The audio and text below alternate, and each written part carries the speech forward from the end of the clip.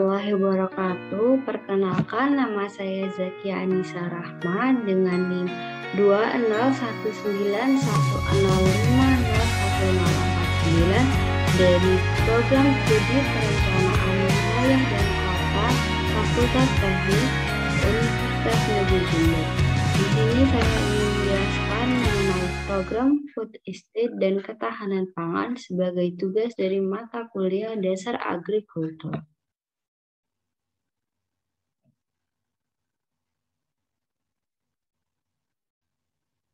Di sini saya menjelaskan dalam 4 subbab, yaitu subbab pertama mengenai latar belakang, lalu subbab kedua sebagai definisi food estate dan ketahanan pangan, lalu ada subbab ketiga tentang penerapan food estate dan ketahanan pangan di Indonesia, dan subbab keempat yaitu keterkaitan antara food estate dan ketahanan pangan dengan perencanaan tata ruang dan aspek pertanian. Memasuki subbab pertama yaitu latar belakang. Di latar belakang ini saya ingin menjelaskan mengenai dasar agrikultur. Yang pertama saya ingin menjelaskan definisi dari pertanian.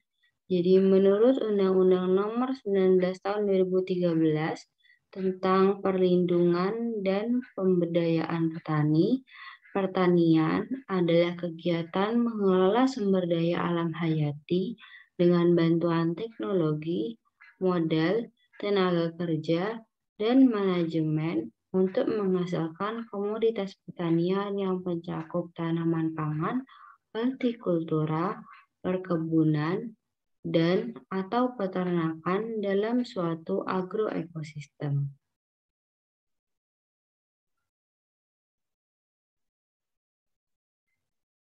Nah, apa itu dasar agrikultur? Jadi dasar agrikultur adalah sebuah kesatuan yang membahas tentang sejarah pertanian, sistem pertanian, berikut budaya lokal yang mengikuti perkembangan sistem pertanian, cuaca, iklim, dan unsur-unsurnya serta perubahan iklim, agribisnis, agroindustri, bioteknologi.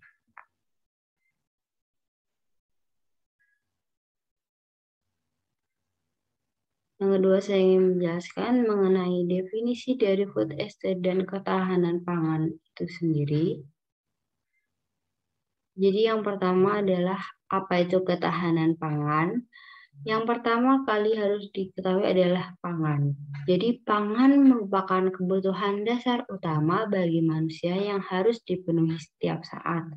Hak untuk memperoleh pangan merupakan salah satu hak asasi manusia sebagaimana tersebut dalam pasal 27 Undang-Undang tahun 1945 maupun dalam Deklarasi Roma pada tahun 1996.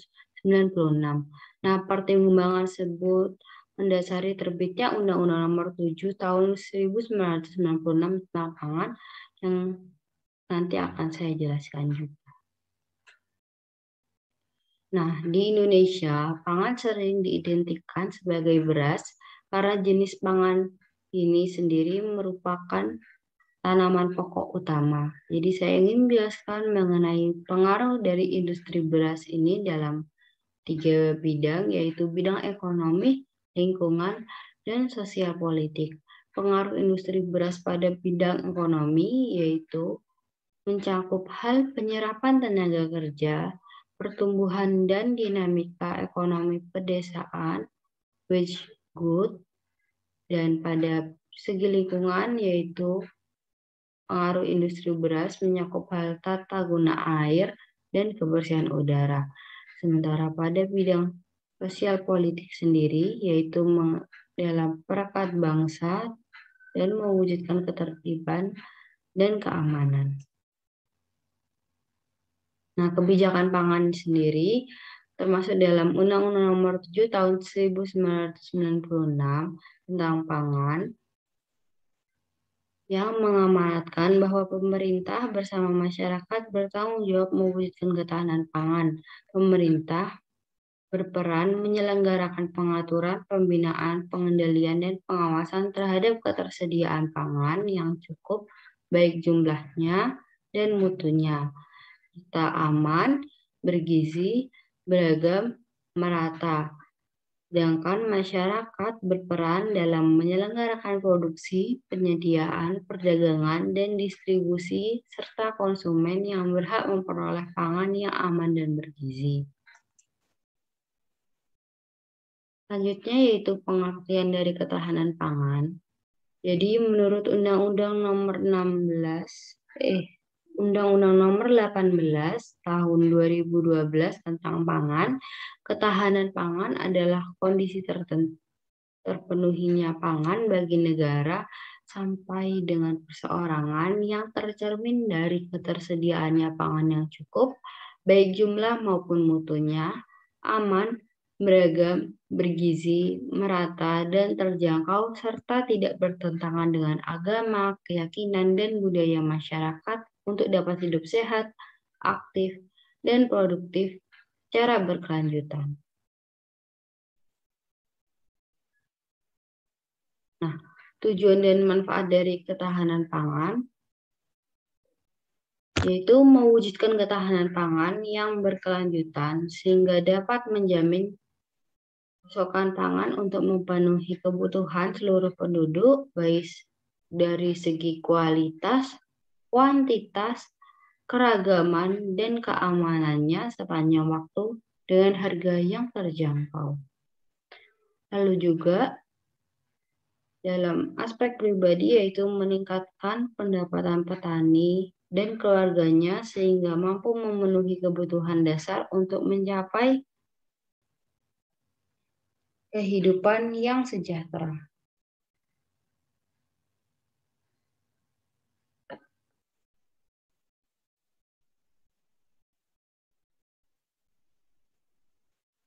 Nah, apa itu food estate? Jadi food estate sendiri adalah istilah populer dari kegiatan usaha budidaya tanaman skala luas atau dalam skala lebih dari 25 hektar yang dilakukan dengan konsep pertanian sebagai sistem industrial yang berbasis ilmu pengetahuan dan teknologi, modal, serta organisasi dan manajemen modern. Konsep dari food estate. Nah, konsep dasar dari food estate diletakkan atas dasar keterpaduan sektor dan subsektor dalam suatu sistem agribisnis dengan memanfaatkan sumber daya secara optimal dan lestari. Dikelola secara profesional, didukung oleh sumber daya manusia yang berkualitas, teknologi tepat guna yang berwawasan lingkungan, dan kelembagaan yang kokoh. Berikut adalah komoditas dari food estate. Secara umum dibagi menjadi 5, yaitu komoditas pangan seperti padi, ada komoditas hortikultura seperti sayur-sayuran, komoditas perkebunan, contohnya seperti teh atau kopi, komoditas perikanan seperti perikanan ikan lele atau perikanan ikan tawar, dan komoditas peternakan seperti contohnya adalah sapi atau kambing. Nah, masuk ke subbab 3 yaitu tentang penerapan food estate dan ketahanan pangan di Indonesia. Nah, food estate di Indonesia sendiri, food estate sudah mulai dijalankan di Indonesia dan masuk ke program strategis nasional tahun 2020-2024 dan dikerjakan oleh beberapa kementerian seperti berikut, yaitu Kementerian Pertahanan, Kementerian PUPR yang bertugas untuk menyediakan sarana dan prasarana, Kementerian Pertanian yang bertugas untuk menentukan teknologi yang akan digunakan dalam budidaya, Kementerian LHK yang ditugaskan untuk memastikan pemanfaatan lahan di tempat food estate telah sesuai dengan kajian karena lahan yang dibangun di bekas lahan gambut yang biasa dilakukan sebagai lahan food estate. Lalu ada Kementerian BUMN yang bertugas untuk menyiapkan skema investasi karena proyek ini merupakan proyek kerjasama antara BUMN, pemerintah, dan juga swasta. Nah, pada tahun 2021 sendiri atau tahun ini pemerintah akan melaksanakan program pengembangan food estate di Kalimantan Tengah, Sumatera Selatan, dan Papua, tepatnya di daerah Merauke. Berikut ini saya melampirkan mengenai berita tentang food estate yang ada di platform YouTube terbaru. Berikut adalah infografis mengenai food estate yang dengan slogan food estate, pangan melimpah, harga lebih murah. Jadi food estate ini juga masuk ke program strategis nasional tahun kemarin, tahun 2015 hingga 2019, mengenai pengembangan food estate. Food estate sendiri sudah tersebar di Indonesia, di Kalimantan Tengah dengan luas 180.000 hektar, di Kalimantan Barat dengan luas 120.000 hektar, di Kalimantan Timur dengan luas 10.000 hektar, di Maluku tepatnya di Kepulauan Aru dengan luas 190.000 hektar, dan di Papua dengan luas 1,2 juta hektar. Di infografis ini juga memuat mengenai manfaat dari pembangunan food estate. Terdapat 6 manfaat, yaitu yang pertama meningkatkan nilai tambah produksi sektor pertanian lokal. Yang kedua, lalu meningkatkan penyerapan tenaga kerja pertanian hingga mencapai 34,4%. Yang ketiga, yaitu petani dapat mengembangkan usaha tani skala luas. Yang keempat, terintegrasinya sistem sentra produksi, pengolahan, dan perdagangan. Yang kelima, yaitu terbukanya potensi ekspor pangan ke negara lain. Dan yang terakhir, yaitu harga pangan menjadi murah akibat produksi pangan melimpah. Lalu masuk ke subbab terakhir, yaitu kaitan antara food estate dan ketahanan pangan dengan alangan perencanaan tata ruang dan aspek agrikultur. Nah, tata ruang ini memiliki tujuan antara lain yaitu mewujudkan keharmonisan antara lingkungan alam dan buatan, mewujudkan keterpaduan dengan penggunaan sumber daya alam dan buatan dengan memperhatikan sumber daya manusia, dan mewujudkan perlindungan fungsi ruang dan pencegahan dampak negatif terhadap lingkungan akibat pemanfaatan ruang.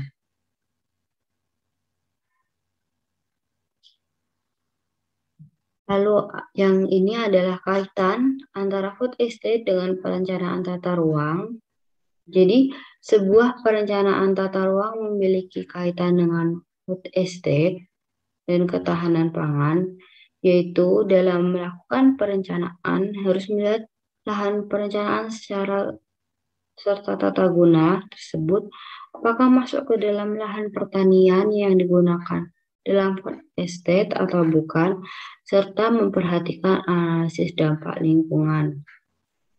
Nah, atau AMDAL. Nah, berjalannya ketahanan pangan dan food estate itu juga termasuk dalam sebuah perencanaan karena adanya sebuah konsep dan tujuan yang menghasilkan dan menguntungkan.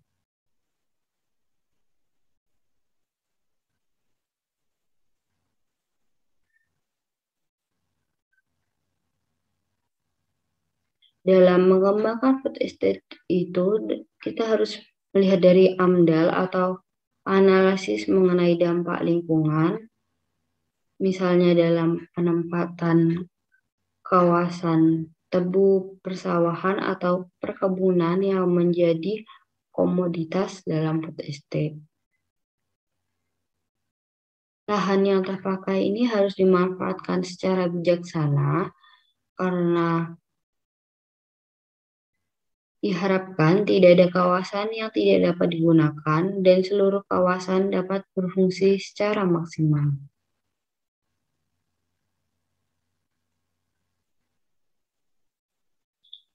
Kaitan food estate dengan aspek pertanian atau agrikultur sendiri, yaitu program food estate sendiri memiliki capaian dalam aspek pertanian, antara lain yaitu meningkatkan produksi padi, penyerapan tenaga kerja masyarakat lokal dan petani, peningkatan luas panen padi, dan terjaganya pertanian berkelanjutan.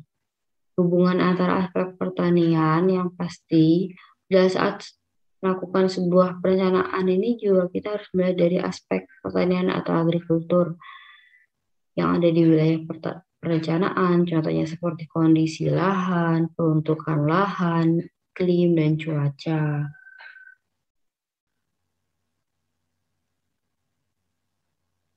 Sekian yang bisa dapat saya sampaikan. Apabila ada salah kata, mohon dimaafkan dan mungkin bisa dikoreksi. Semoga ilmu yang saya bersampaikan bermanfaat.